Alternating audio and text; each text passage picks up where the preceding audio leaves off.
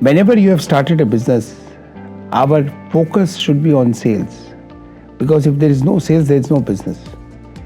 The reason we succeeded in real estate business where people considered as the fastest selling builders in the town.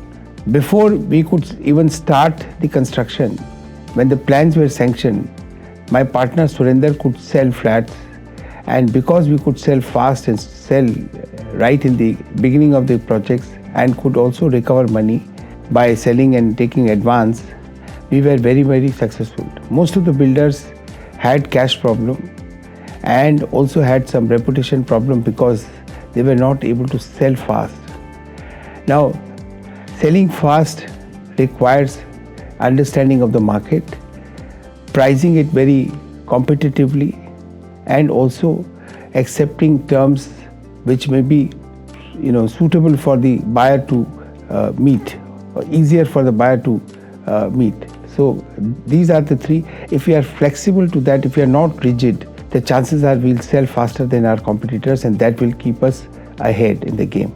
Second, find businesses where you can sell your product in advance so that you don't carry any inventory, and the moment your goods are manufactured and they are coming to you, you already deliver it to your customer and you start chasing for the money.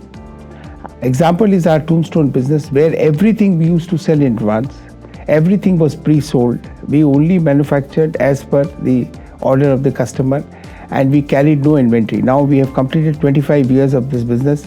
We had not carried any time any inventory. The goods which are manufactured by our supplier or factories go directly to the customer's warehouse, and if we have sold in cash, we get cash money. If we have sold in credit, we also get money from the banks because we have a bill discounting facility, and these payments are assured by credit insurance companies. So we had no problem.